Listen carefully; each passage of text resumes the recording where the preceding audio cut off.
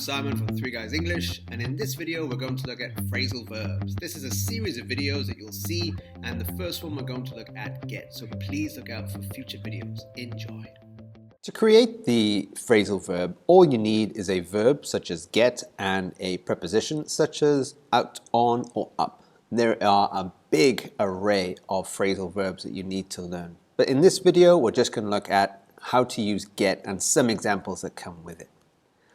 Phrasal verbs indicate an action, and they are often used in informal situations. So when you're casually talking to your friend or writing a Facebook message or WhatsApp message, you can use them.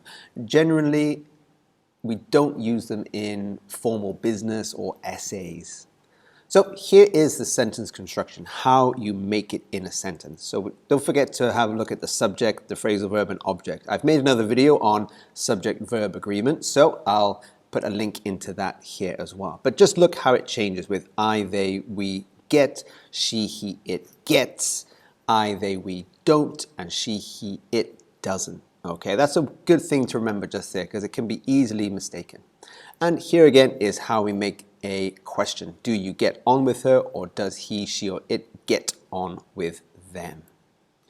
Okay, so let's have a look at the first example. To get on or get along. That means to have a good relationship with someone. So I get on with my family, or I don't get along with my best friend sometimes. The next one, to get around, means to be able to go to different places. So for example, a nice one here would be I get around the city by bike. Or when I go to London, I get around by the tube. Next one, it's to get back, which just means to return. So for example, because of all the traffic, I got back late. Next, to get in means to go inside. So if you want to get in the building, you need to use a card. If you want to get into the office, or if you want to get into the desk, you need to use a key. It means to just go inside something.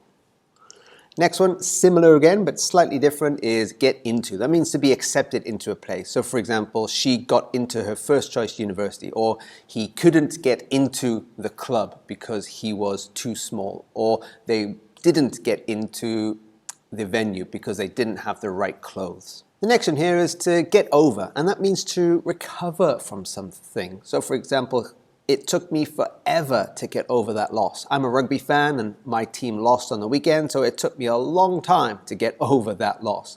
It can be for many things though, to get over something bad that happened, to get over something good that happened, to get over a loss of a family member or a friend or something. It means to recover from something. Even if you had a cold, it took me forever to get over that cold the other day.